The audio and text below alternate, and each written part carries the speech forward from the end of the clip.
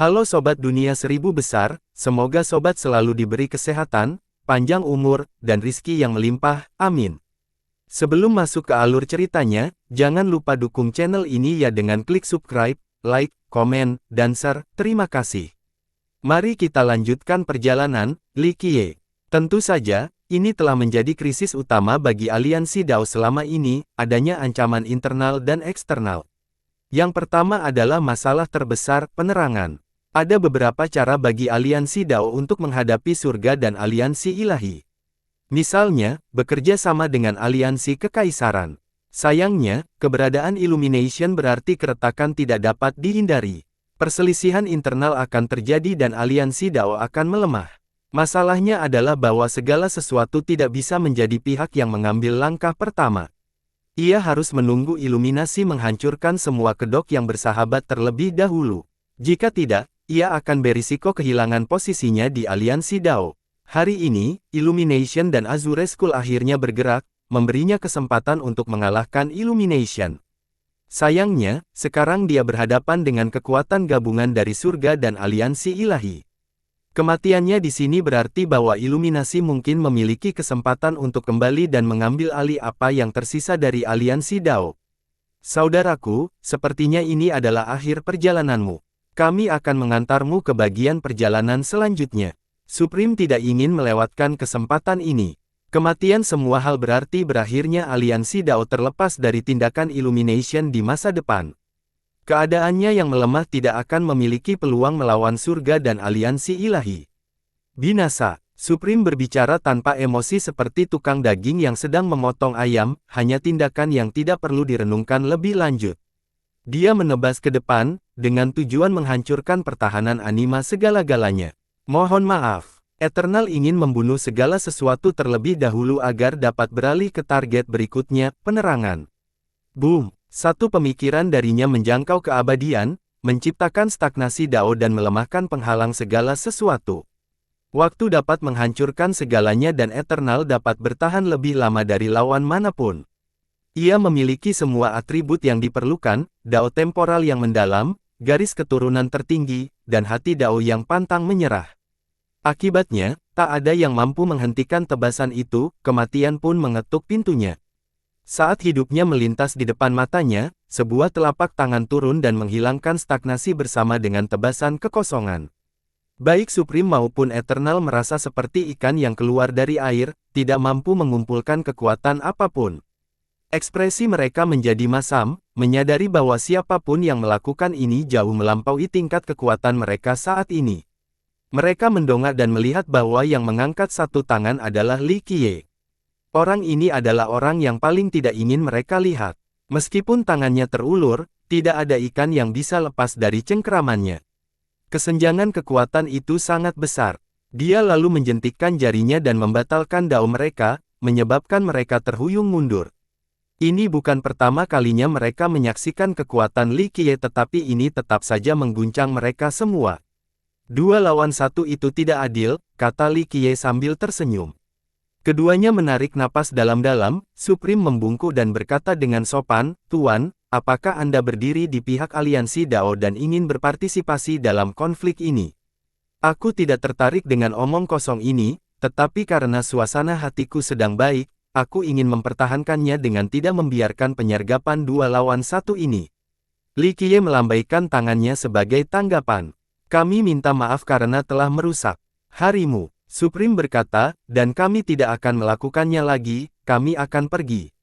Merupakan suatu kehormatan untuk bertemu denganmu lagi lain kali, Tuan." Setelah itu, dia pergi tanpa ragu-ragu. Eternal tersenyum kecut dan menggelengkan kepalanya, lalu seketika menghilang di balik cakrawala. "Tuan, saya tidak bisa mengungkapkan rasa terima kasih saya. Anda telah menyelamatkan hidup saya." Semua orang datang dan membungkuk. "Tindakan yang cukup berisiko, menggunakan dirimu sebagai umpan untuk melihat di mana aku berdiri." Li Qiye menyeringai. "Saya tidak berani. Pemikiran Anda berada di atas spekulasi kami." Semua hal merespons. "Terserahlah, tidak apa-apa, setidaknya kamu tahu ada batasan yang tidak boleh dilanggar," kata Li Qiye. "Saya mengerti. Segala sesuatu tunduk lagi. Kamu cukup terampil dalam menjaga keseimbangan," kata Li Qiye. Anda bercanda, Tuan. Saya hanya berusaha sebaik mungkin. Segala sesuatu tersenyum. Meskipun aku tidak ingin melibatkan diri dalam masalah ini, kamu harus mengerti bahwa bencana sesungguhnya mengintai para kultivator puncak. Kata Li Qiye, aku ingin menghentikan konflik abadi ini. Segala hal mendesah. Menghindari malapetaka adalah proses aktif selama kultivasi, kata Li Qiye. Saya akan mengingatnya, Tuan. Semua hal berkata, kau benar-benar keras kepala. Li Qiye tidak bisa menahan tawanya. Saya khawatir saya tidak mengerti, Tuan. Mohon pencerahannya. Semua hal diucapkan dengan tulus. Ini saran saya, bersikaplah tegas saat waktunya tiba. Jika Anda terlalu protektif terhadap diri sendiri, kegagalan tidak dapat dihindari. Kata Li Qiye. Mata semua makhluk berbinar setelah mendengar ini. Dia merasa bersemangat karena ini adalah perintah yang jelas. Baiklah, saya akan mengikuti perintah Anda, Tuan. Dia tahu persis apa yang harus dilakukan, sudah waktunya baginya untuk tidak peduli dengan detail-detail kecil. Ia meminta Li Qiye untuk tetap tinggal tetapi Li Qiye terus maju bersama kelompoknya. Semua penguasa Dao akhirnya akan bergerak melawan sang penakluk cahaya. Xiao Hu bertanya dengan rasa ingin tahu di sepanjang jalan. Gurunya bermaksud mengumpulkan penguasa Dao dan penakluk lainnya untuk membunuh sang penakluk cahaya. Namun, tampaknya penguasa Dao segala hal memiliki peluang bagus untuk melakukannya sekarang. Itu sudah dimulai. Li Qiye tersenyum. Benarkah? Xiao Hu terkejut mendengarnya karena aliansi Dao tidak bergerak saat dia masih di sana. Penguasa Dao menggunakan pisau pinjaman. Ferocity berkata, itulah satu-satunya alasan berkumpul di istana itu, memancing Illumination dan sekolah Azure. Dia kemudian merencanakan agar Ye Fantian diambil oleh Illumination. Menurutmu apa yang akan dilakukan surga dan aliansi ilahi sekarang ketika mereka tahu tentang upacara pengorbanan hidup? Meskipun demikian, Illumination tidak dapat menghentikan dirinya sendiri. Dia tidak bisa menahan serangan mereka, kan? Kata Xiao Hu. Dia sudah gila dan keras kepala, bersedia membayar harga berapapun untuk tujuannya. Mengorbankan Ye Fantian adalah caranya untuk meningkatkan reputasinya dan bangkit kembali, kata Ferocity. Dia gila, gumam Xiao Hu. Sebelumnya dia membenci Supreme, tetapi sekarang dia merasa Supreme masih lebih bisa ditoleransi dibandingkan dirinya. Tentu saja, pernahkah kau melihat pembunuh massal yang sudah beradaptasi dengan baik sebelumnya? Ini lebih dari sekadar balas dendam karena dia menginginkan pemusnahan total ras termasuk manusia. Ferocity mencibir. Xiao Hu setuju karena walaupun para kultivator tingkat atas pernah membantai manusia sebelumnya, hal itu seringkali merupakan hasil yang tidak diinginkan dari peperangan dan pertempuran. Keinginan untuk membasmi manusia dengan sengaja hampir tidak pernah terdengar. Tentu saja, para pembudidaya memandang manusia sebagai makhluk yang lebih rendah dan tidak penting. Mereka tidak punya alasan untuk membunuh. Sebelumnya, kondisinya relatif normal, tapi ini mungkin tahap terakhir dari penyakitnya. Li Xianer menambahkan, dia sangat ingin menjadi seorang penyelamat. Kata Ferocity, pertama, dia mengaku sebagai pelindung rakyat, sekarang, dia melangkah ke tahap berikutnya, membunuh siapapun yang menentang rakyat. Lebih tepatnya, siapapun yang menentangnya. Li Qiye tersenyum. Sama sekali tidak ada bedanya dengan pengadilan surgawi. Komentar Xiao Hu. Ferocity tertawa dan menepuk bahu pemuda itu, ada bedanya. Para bajingan di pengadilan surgawi tidak akan melirik manusia yang lewat. Mereka ingin membunuh kaisar dan penguasa Dao rakyat, bukan manusia. Kalau tidak, itu akan menjadi pertumpahan darah. Xiao Hu memikirkannya dan setuju lagi. Pengadilan surgawi telah memulai beberapa perang tetapi hanya bermanuver melawan pihak lawan, bukan manusia dari ras lain. Sekilas, Illumination tampak seperti pahlawan The People. Sayangnya, ia akhirnya merusak reputasinya di mata mereka yang mengetahui informasi lebih lanjut. Jalannya hanya menuju kematian, pertanyaannya, siapa yang akan memberikan pukulan terakhir? Ferocity mencibir, semua hal tidak menginginkan aib jadi dia membiarkan orang lain melakukannya. Benar, surga dan aliansi ilahi ingin menyelamatkan Ye Fantian, kata Xiao Hu. Mereka pasti ingin melakukan lebih dari itu karena mereka tidak sebaik dirimu. Dan sekarang, All Things terluka jadi dia tidak bisa membantu sama sekali. Bukan tanggung jawabnya untuk hanya menonton di pinggir lapangan. Ini adalah rencananya dengan Ye Fantian sejak awal. Velocity menjelaskan lebih lanjut. Tapi apakah Supreme dan yang lainnya akan menggigit? Tanya Xiao Hu. Mereka juga ingin membunuh Illumination. Lagi pula, jika Anda memiliki dua pilihan untuk musuh Anda, apakah Anda lebih suka All Things atau Illumination? Tanya Velocity. Penguasa Dao segalanya. Jawab Xiao Hu. Lihat, setidaknya All Things bukan orang gila yang ingin membantai semua orang. Illumination sudah gila saat ini, bayangkan bagaimana dia akan terdesak ke jurang. Mereka tidak bisa membiarkan dia memimpin aliansi Dao.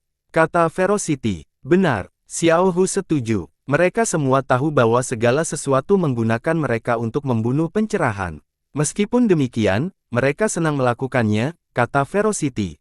Sepertinya agak menyedihkan bagi sang penakluk cahaya, dia ditinggalkan oleh semua orang. Kata Xiao Hu, kau mengatakan ini karena kau tidak mengalami perang kaisar. Velocity tertawa, jika bukan karena penguasa Dao Puresun yang memimpin masalah ini, siapa tahu apa yang akan dilakukan Illumination. Aku yakin dia tidak akan menerima kekalahannya dengan mudah. Dia tidak punya pilihan ketika bilah pedang penguasa Dao Puresun hanya beberapa inci dari tenggorokannya. Bukan hanya dia, seluruh sekolah Azure juga akan terkena dampaknya. Tuan Dao Puresun ingin membunuh semua orang. Xiao Hu hanya mendengar sedikit demi sedikit dari gurunya. Menurut pendapatku, penguasa Dao Puresun lebih unggul daripada penguasa Dao segala hal dalam hal ini, dia akan membunuh mereka semua jika mereka memilih untuk melawan. Penguasa Dao segala hal terlalu peduli dengan reputasinya dan tidak melakukan apapun. Velocity mengangkat bahu. Sekarang aku mengerti, jawab Xiao Hu. Ya, Illumination tidak punya pilihan lain saat Puresun Dao Lord jauh lebih kuat darinya. Sayang sekali dia tidak lebih keras kepala sehingga semuanya bisa berakhir saat itu. Dengan kematiannya, mereka bisa berurusan dengan surga dan aliansi ilahi setelahnya daripada harus menghadapi kekacauan besar seperti sekarang. Yah, setidaknya Illumination akan segera mati. Velocity berkata, ingin melihat pertempuran yang lebih seru. Dia punya kartu as. Li Qiye tersenyum. Apakah kamu tahu apa itu? Xiao Hu bertanya dengan rasa ingin tahu. Yah, itu tidak akan mengubah apapun. Dia ditakdirkan mati karena kegilaannya. Li Qiye tersenyum. Ya, dia akan baik-baik saja jika hidup menyendiri. Sayang sekali dia tidak bisa menyerah. Li Xianer mengangguk. Sebuah jalan menuju medan perang kuno muncul di hadapan kelompok itu, pemandangan umum berupa bintang-bintang yang hancur, gunung-gunung yang hancur, dan lautan yang menguap. Kapal-kapal besar terlihat, tidak lagi dalam kondisi prima. Beberapa dapat mengangkut benua saat masih beroperasi. Mereka juga melihat tengkorak sebesar planet. Dagingnya sudah lama hilang dan banyak pecahannya mengambang di sekitarnya. Lubang-lubang yang ditinggalkan oleh pertempuran dapat terlihat. Xiao Hu tidak dapat mempercayai matanya karena ini adalah pertama kalinya dia melihat medan perang kuno. Tempat perlindungan, kata Velocity lembut. Ini adalah tempat suci. Xiao Hu terkejut mendengarnya, kupikir itu adalah benteng yang tidak bisa dihancurkan. Pertempuran antara kaisar dan raja telah menghancurkan segalanya. Velocity menatapnya. Jadi pengadilan surgawi mundur setelah pertempuran ini. Xiao Hu bergumam. Menurut legenda, pengadilan surgawi melancarkan serangan terhadap rakyat selama perang zaman kuno. Kedua belah pihak bertarung habis-habisan dan triliunan orang tewas. Banyak kultivator legendaris bergabung dalam pertempuran dan menyebabkan kehancuran yang tak terhitung di 6 benua. Ini adalah periode ketika pengadilan surgawi tidak dapat dihentikan. Rakyat dipaksa mundur berulang kali tetapi pengadilan surgawi akhirnya berhenti karena alasan yang tidak diketahui. Sanktuari di Dream Abyss adalah pertahanan terakhir The People, pertempuran terakhir Immemorial Epoch War. Celestial Court berada di atas angin dan kemenangan tampak sudah di depan mata. Meskipun demikian, sesuatu terjadi dan menyebabkan mereka mundur. Makhluk apa itu? Xiao Hu terkesiap setelah melihat tengkorak berlubang seukuran planet. Kerangkanya yang besar saja sudah dapat menyebabkan kerusakan serius pada dunia luar. Mungkin bukan dari dunia kita. Velocity menggelengkan kepalanya. Medan perang kuno ini sudah ada jauh sebelum perang itu, kata Li Qiye. Aku bahkan tidak bisa membayangkan perang-perang sebelumnya. Li Xianer memperhatikan sebuah kapal perang besar. Hanya untuk membuatnya saja pasti membutuhkan sumber daya yang tak terkira. Tidak ada penguasa Dao atau penakluk di masa kini yang bisa menyamainya. Li Qiye tersenyum dan tidak menjawab. Kelompok itu melewati medan perang dan akhirnya sampai di celah terdalam Dream Abyss, hamparan yang tidak terlihat ujungnya, sedikit menyerupai mata raksasa. Seorang penguasa Dao Puncak tidak akan mampu melihatnya meskipun mereka telah menggunakan tatapan surgawi mereka semaksimal mungkin. Mata abadi, area terakhir dari Dream Paradise. Xiao Hu menatap ke kejauhan dan berkata pelan, rumor tentang mata yang menjulang jauh di dalam Dream Paradise memang ada. Sekarang, Xiao Hu percaya rumor ini benar. Meskipun demikian, masih ada jalan panjang yang harus ditempuh karena luasnya wilayah itu. Banyak reruntuhan dan benua yang mengapung di antaranya. Air terjun surgawi mengalir turun tanpa sumber yang terlihat, arusnya menyerupai cermin atau semacam portal. Menyentuhnya akan menyebabkan riak-riak terang sebelum dipindahkan ke dimensi lain. Li Qiye akhirnya berhenti di depan sebuah jalan misterius. Permukaan jalan itu retak dan tampak tak bernyawa, seolah-olah telah mengalami kesengsaraan. Di kedua sisi terdapat pohon aprikot yang telah mengalami akhir yang tragis. Beberapa hanya tinggal tunggulnya saja sementara. Yang lain memiliki cabang yang hangus. Jalan setapak itu tampaknya mengarah ke dimensi lain tetapi entah bagaimana runtuh, meninggalkan sisa bayangan dari dirinya yang dulu. Atau, siapapun yang menciptakannya akhirnya mencapai tingkat di mana ia tidak lagi membutuhkannya untuk bepergian. Jalan Aprikot. Li Xianer berkomentar, sejauh yang saya tahu, penguasa Jalan Aprikot memulai di sini, menciptakan momentum khusus untuk melancarkan serangan khusus. Sayangnya, seperti yang kita semua tahu, itu berakhir dengan kekalahan. Di sini, Xiao Hu menatap jalan yang rusak itu. Tidak seorang pun tahu mengapa penguasa Dao Aprikot ingin melintasi hamparan dan menantang surga abadi.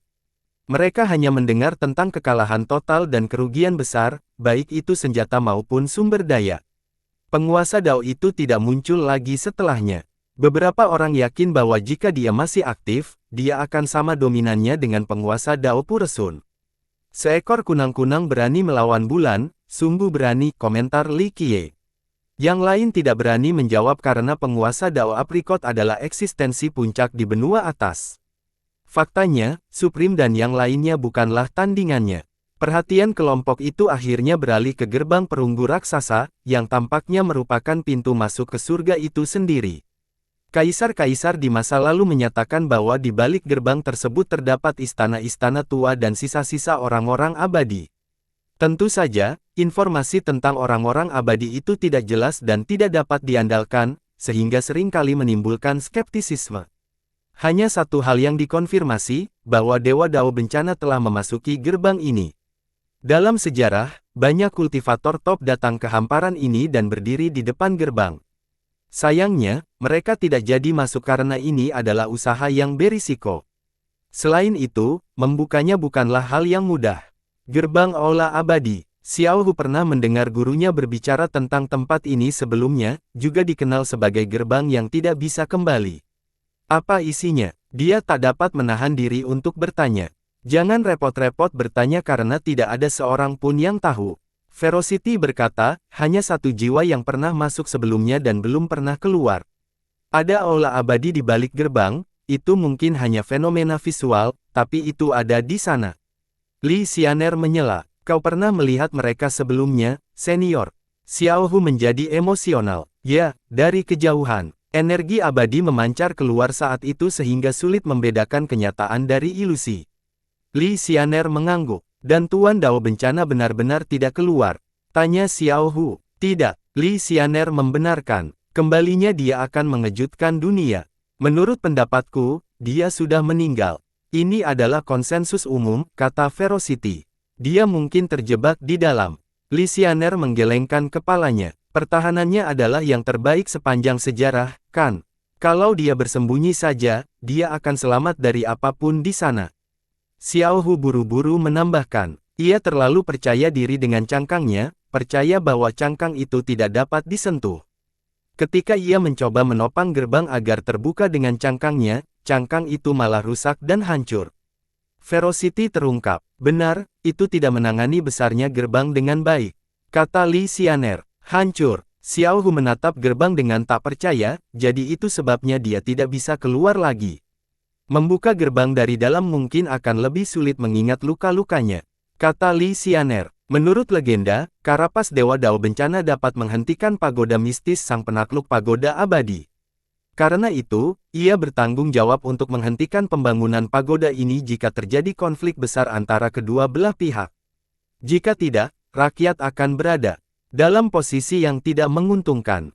Benar saja, dia bertarung melawan pagoda abadi beberapa kali dan mampu menahan musuh kuat ini. Ia menjadi bosan setelah fakta yang terberkati dan berlari ke jurang mimpi.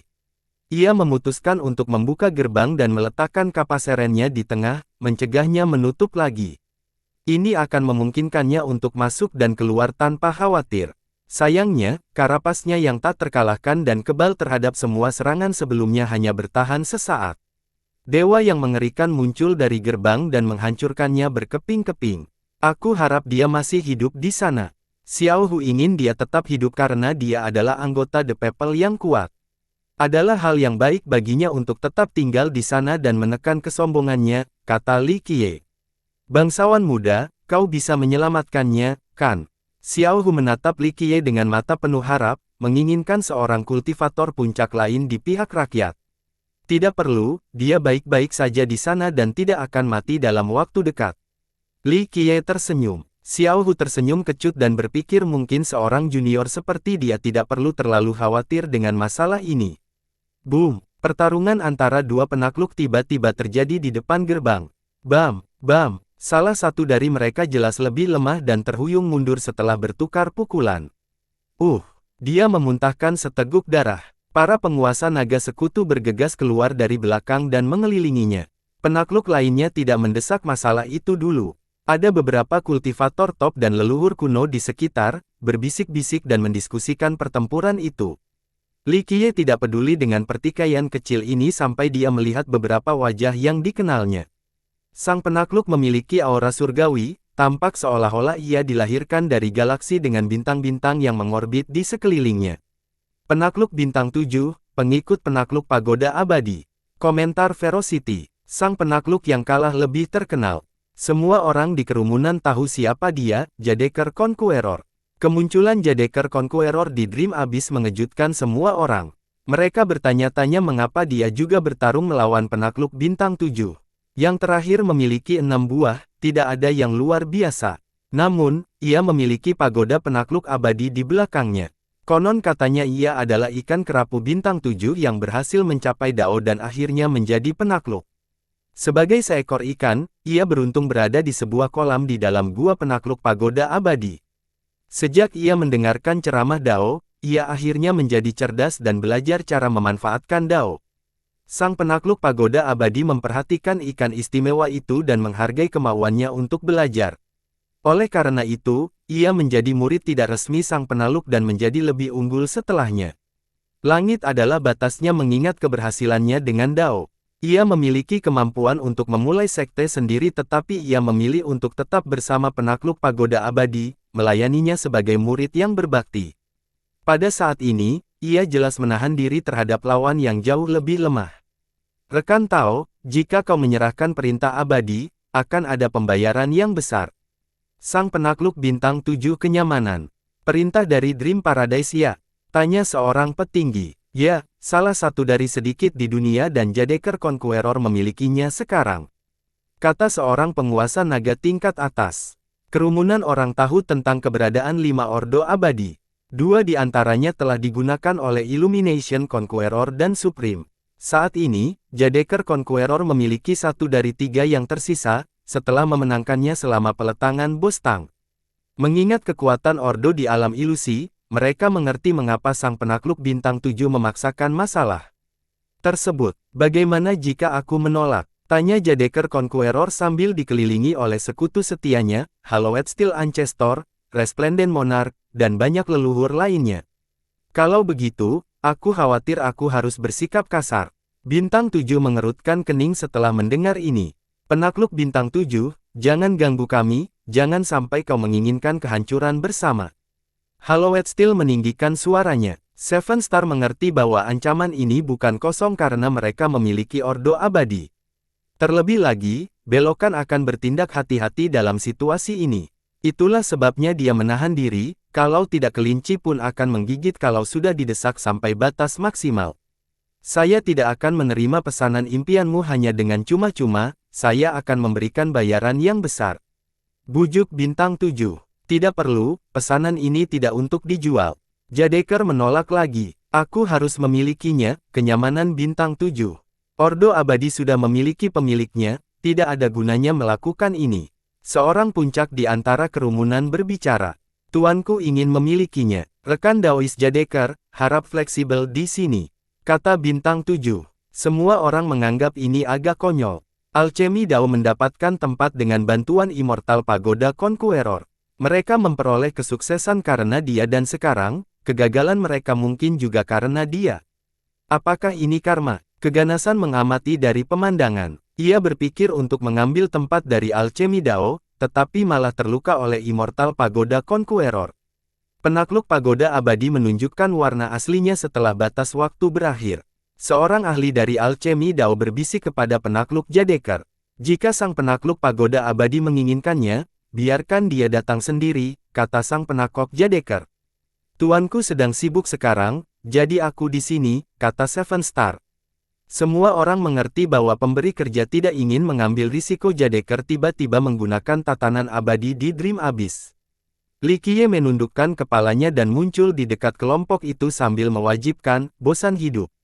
Kaisar, Jadekar dan yang lainnya sangat gembira melihatnya. Mereka mendekat dan bersujud untuk menunjukkan rasa hormat. Siapa dia? Seorang peserta terkejut melihat ini. Li Qiye, itu dia. Orang lain menanggapi. Li Qiye sudah tidak asing lagi dengan benua-benua atas saat ini. Kaisar dari Imperial Attendan, pembunuh Suppression Conqueror dan banyak lainnya, dan seseorang yang pernah menamparkan Illumination Conqueror. Ketakutan adalah reaksi pertama semua orang.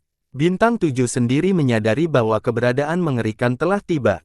Enyahlah, aku akan memaafkan kesalahanmu. Li Qiye memegang tangannya dengan acuh tak acuh. Ini adalah penakluk 6 buah yang diperlakukan seperti lalat. Meskipun demikian, yang lain mengerti bahwa Li Qiye telah membunuh lawan yang jauh lebih kuat. 7 bintang tidak ada apa-apanya dibandingkan dengan itu. Sang penakluk bintang 7 tidak tahu bagaimana harus bereaksi, ini adalah pertama kalinya diperlakukan seperti ini. Dia pernah melihat berhubungan dengan tingkat atas sebelumnya, tetapi mereka tidak memperlakukan orang seperti sampah.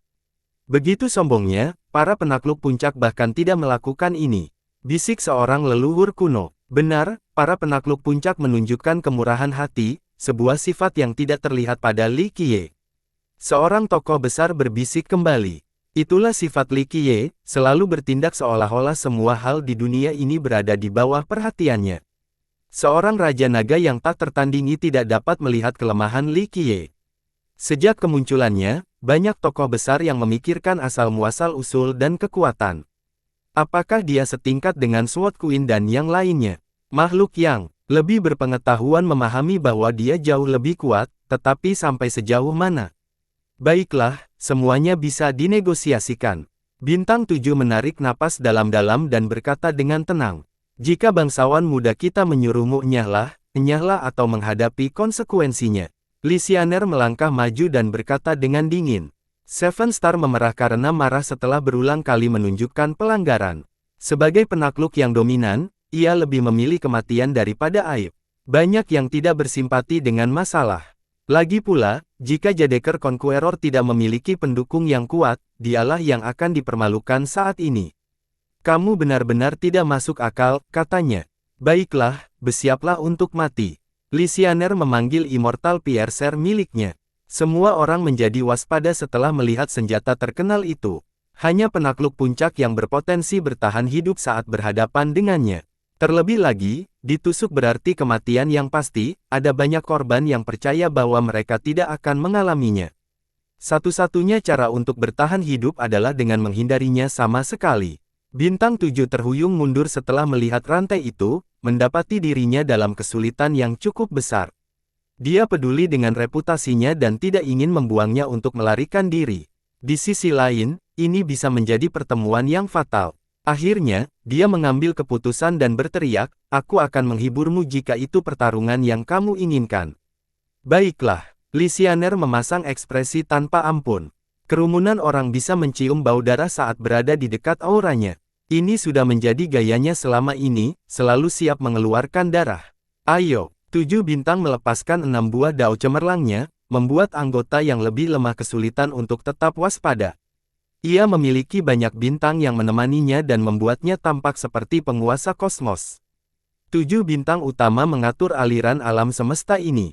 Berdengung, mereka membentuk wilayah surgawi, bintang-bintang yang tak terbatas. Gumamnya dan hukum-hukum dao mengalir turun seperti air terjun surga. Hukum-hukum itu sepertinya terbuat dari bintang-bintang yang tak terhitung jumlahnya yang dipadatkan bersama-sama. Dia lalu mengungkapkan kekuatan yang dipegangnya, sepenuhnya membuat wawasan orang terpesona. Transformasi bintang. Dia meraung dan melepaskan hujan meteor. Mereka mengembang tanpa batas dan terbang ke arah Lysianer. Dia segera mengaktifkan Immortal Piercer miliknya. Sinarnya yang menyalakan setajam pisau. Sinar itu membuat penonton merasa putus asa. Ketangguhan dan kecepatan tidak berguna. Boom! Benar saja, meteor planet yang datang tertusuk oleh rantai itu. Ia melintasi ruang angkasa dan segera menyegel sang penakluk bintang 7. Ia menggunakan banyak manuver mengelak, menjadi cukup cepat untuk berubah menjadi banyak bayangan. Tidak seorang pun dapat mengetahui gambar mana yang merupakan penakluk sebenarnya. Mereka mulai berlari ke dimensi yang berbeda juga. Membuang waktu sedetik untuk menentukan yang asli berarti terlalu lambat. Tentu saja ini tidak berlaku untuk Immortal Piercer. Kloof. Darah memercik ke angkasa dan menodai beberapa batu di dekatnya. Waktu berhenti dan semua orang melihat gambar jelas dada sang penakluk yang tertusuk rantai. Ia berteriak kesakitan saat rantai melilitnya untuk menyegelnya sepenuhnya. Gambar-gambar lainnya menghilang dari pandangan, hanya menyisakan tubuh aslinya. Dia tidak menyerah dan mengungkap misteri dao. Sayangnya, bahkan takdir dan buah daunnya yang sebenarnya telah disegel. Jika hanya tubuhnya saja, seorang penakluk masih bisa melarikan diri dengan meninggalkan cangkang fana. Dalam hal ini, nasibnya tidak lagi bergantung padanya. Jadi ini adalah Immortal Piercer. Penonton menjadi emosional. Mendengar tentang harta karun itu dibandingkan dengan melihatnya secara langsung adalah dua hal yang berbeda. Para penguasa dan penakluk naga menempatkan diri mereka pada posisi Seven Star dan sampai pada kesimpulan yang sama menyedihkannya, mereka tidak akan memiliki kesempatan untuk melarikan diri. Kekuatan dan keefektifan rantai itu juga membuat mereka merasa seolah-olah dada mereka juga ditusuk. Bam! Lysianer mulai menyeret Seven Star ke angkasa dan menghantamkannya ke benua terapung yang besar. Dia tampak seperti anjing yang ditangkap, tidak mampu melawan. Ini adalah nasib yang lebih buruk daripada kematian bagi mereka yang peduli dengan reputasi mereka. 7 bintang sesuai dengan deskripsi ini. Boom! Tiba-tiba, aurora dan cahaya langit tertiup. Sebuah portal terbuka di udara dan melepaskan energi kekacauan sejati. Mereka memadat untuk membentuk cahaya purba yang penuh dengan kekuatan. Sebuah pagoda muncul dari portal, hukum-hukumnya dapat menekan 9 langit dan semua dewa. Para penonton mendapati diri mereka tidak berarti seperti serangga sebelum kedatangan sesuatu yang tampaknya abadi. Aura ini jauh melampaui para penakluk dan penguasa dao lainnya. Meskipun mereka memiliki buah dao dan aura yang luar biasa, pagoda itu membawanya ke tingkat berikutnya. Pagoda itu memiliki kualitas bawaan sementara mereka harus memperolehnya melalui kultivasi, perbedaan mendasar dan kesenjangan yang tidak dapat diatasi. Oleh karena itu, para kultivator merasakan dorongan untuk berlutut di hadapan kehadiran pagoda yang unggul. Penakluk pagoda abadi. Semua orang langsung tahu siapa dia, seorang penakluk puncak yang memiliki buah dao primordial bawaan. Buah daunnya yang istimewa membuat orang lain berpikir bahwa dia berada di atas dewa dao dan penguasa tertinggi.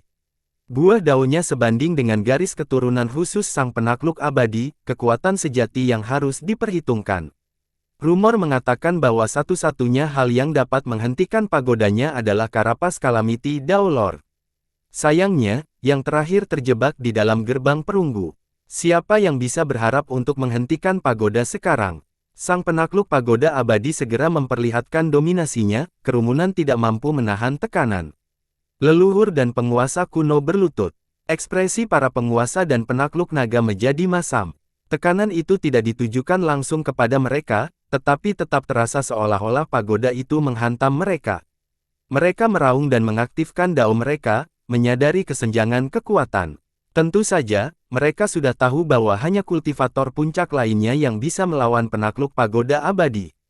Sayangnya, mengalami kenyataan pahit ini membuat mereka kehilangan kepercayaan diri. Tentu saja, orang yang menanggung beban itu tidak lain adalah Li Xianer. Dia meraung dan melepaskan dao dan kekuatannya ke atas, niat membunuhnya terwujud dalam bentuk tsunami pedang. Ledakan, pagoda itu menghancurkan daunnya dan melumpuhkannya. Dia masih berusaha sekuat tenaga untuk berjuang. Lingkaran pembunuh berdenyut di sekelilingnya saat dia melepaskan 12 buah dao miliknya. Hal ini tetap terbukti sia-sia karena negara terkuatnya tidak mampu mendorong pagoda itu kembali. Tetap saja menakutkan seperti sebelumnya. Komentar Velocity karena dia pernah kalah dari pagoda abadi sebelumnya dan memiliki pemahaman mendalam tentang potensi harta karun itu. Dia memang kuat karena dia memperlihatkan kekuatan aslinya saat bertarung melawan Myriad Eye dan Five Sun Dao Lord. Sayangnya, yang terbaik yang bisa dia lakukan melawan pagoda itu adalah bertahan hidup dengan melarikan diri. Dalam pertarungan sungguhan, pohon sucinya masih belum cukup untuk menghentikan sang penakluk.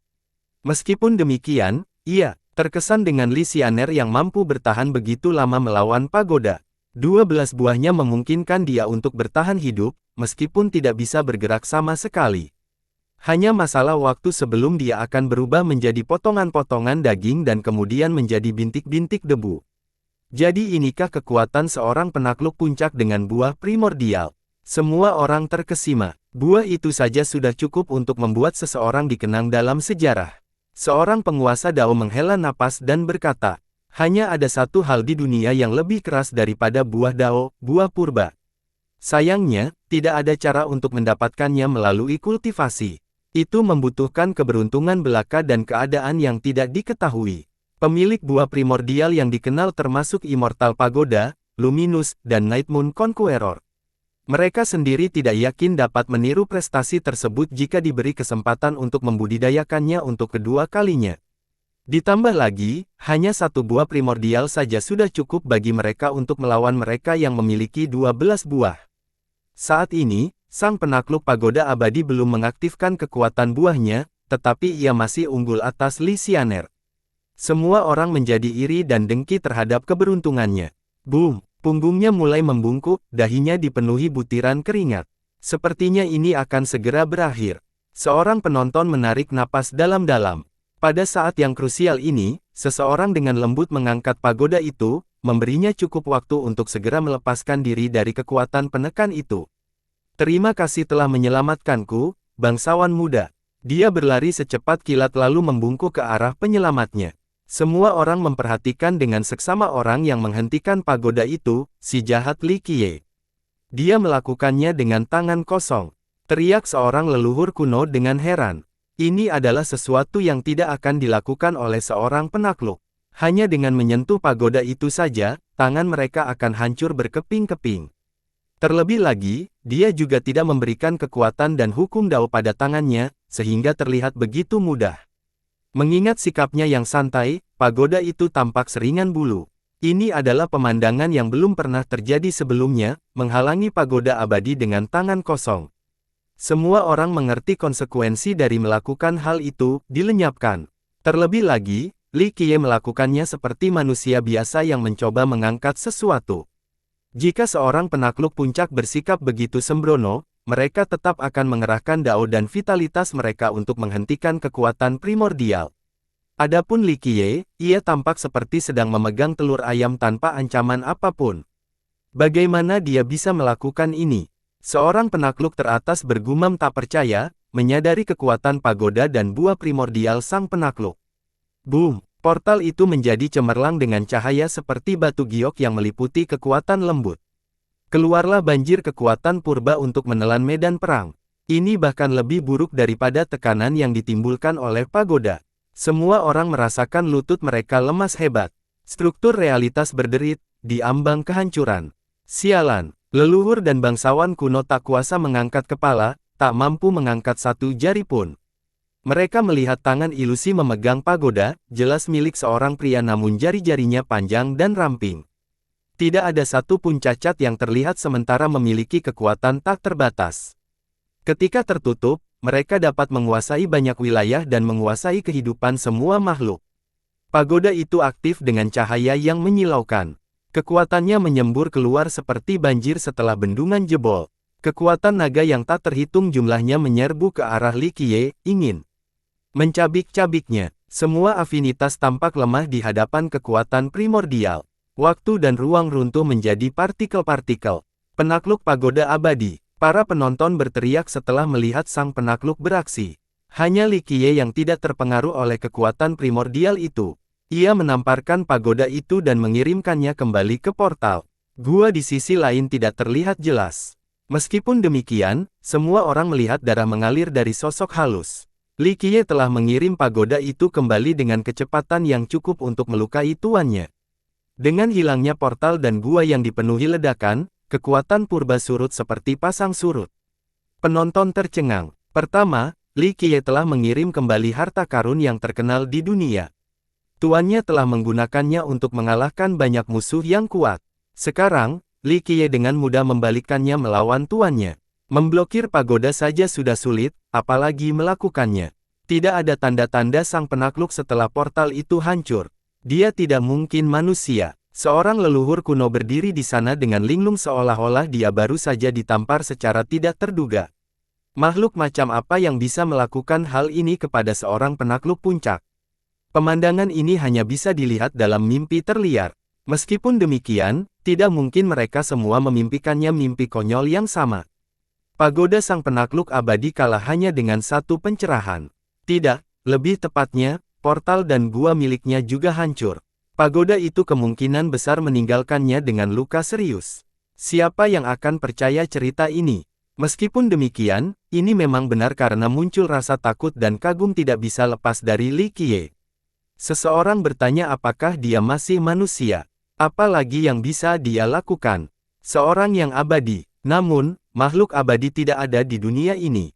Beberapa penguasa dan penakluk naga yang tak menyadari sesuatu. Mereka menangkupkan tinju mereka atau bersantai di dalam diam. Monster seperti itu jelas berada di atas para pembudidaya, puncak, di benua atas.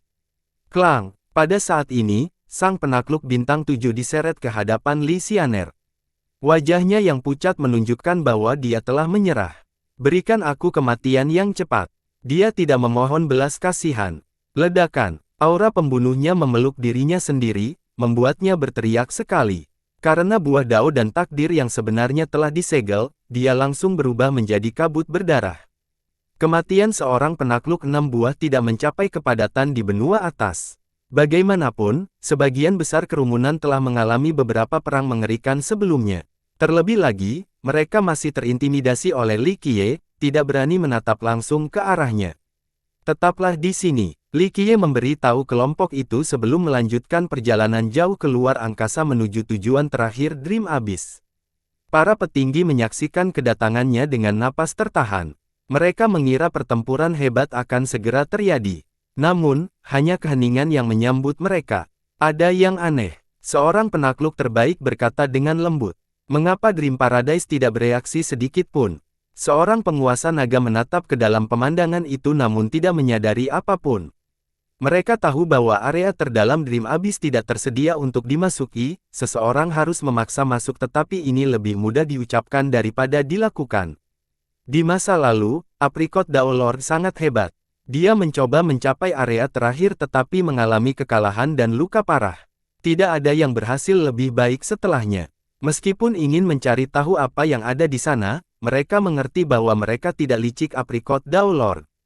Mencoba melakukannya sama saja dengan bunuh diri. Hari ini, Li Qiye seharusnya disambut dengan serangan. Mengapa tidak ada apa-apa selain ketenangan? Dream Abyss benar-benar mengizinkannya masuk. Mereka menyaksikan bagaimana ia melangkah semakin dalam ke angkasa seolah-olah itu adalah tamannya sendiri. Semua hal itu tidak masuk akal. Ini tidak masuk akal. Seorang leluhur kuno dari zaman lama berdiri di sana dengan bertanya. Kita hanya perlu membiasakan diri saat berhadapan dengan Li Qiye. Logikanya tidak berlaku untuknya. Seorang raja naga mendesah dan berkata. Sementara itu, Jadeker dan yang lainnya baru bangkit dari membungkus setelah Li Qiye tidak terlihat lagi. Dia lalu mengeluarkan lencana lama, perlahan-lahan mengangkatnya ke udara. Surga impian Ordo Abadi. Semua orang langsung mengenalinya. Beberapa orang menjadi waspada dan bersiap untuk melompat ke dimensi lain. Mereka mendengar bagaimana sang penakluk cahaya mencoba membunuh semua orang dengan keinginannya. Bagaimana jika Jadeker mencoba melakukan hal yang sama? Tidak seorang pun akan bisa lolos. Untungnya, dia berbicara dengan sungguh-sungguh, perhatikan keinginanku, tolong bebaskan Tuan Dao Bencana. Dia ingin menyelamatkan Dewa Dao Bencana. Semua orang mengerti maksudnya. Benar, memperkirakan Tuan Dao Bencana berasal dari pelayan kekaisaran, sudah terlalu lama. Seorang leluhur kuno mengenang. Dao Lord berasal dari Eight Desoles dan bergabung dengan Imperial Attendant, menjadi kekuatan puncak berkat pertahanannya yang tak tergoyahkan. Sayangnya, harga diri dan kesombongannya mengalahkannya, yang mengakibatkannya dipenjara selamanya. Kemudian, Imperial Attendant mengalami referensi dan orang-orang lupa bahwa pernah ada seorang yang kuat di antara jajarannya. Jadeker dan para leluhur kuno lainnya menyaksikan dengan napas tertahan. Mereka berpartisipasi di rumah lelang hari itu hanya untuk tujuan ini. Bagaimanapun, mereka tidak memiliki kemampuan untuk benar-benar menyelamatkannya. Perintah mimpi adalah satu-satunya cara. Begitu jurang mimpi terbuka, mereka datang untuk memenuhi keinginan ini, tidak menyangka akan diserang oleh penakluk bintang 7. Untungnya, Li Qiye berada di tempat dan waktu yang tepat untuk menyelamatkan mereka. Kenyataannya, mereka tidak menyangka bahwa Li Qiye dapat menyelamatkan penguasa Dao Bencana hanya dengan satu perintah. Mereka tidak perlu menggunakan perintah mimpi dengan cara seperti ini. Ambil kembali. Lencana di tangannya hancur berkeping-keping. Berderit, gerbang itu terbuka perlahan. Ini sedang dibuka, ini sedang terjadi. Semua orang menjadi emosional dan menatap ke sisi lain gerbang, tidak ingin melewatkan satu detail pun. Tentu saja, tidak ada seorang pun yang berani memasuki tempat itu. Hahaha, dan berpikir hari ini tidak akan pernah datang. Sebuah suara terdengar dari dalam. Bersambung.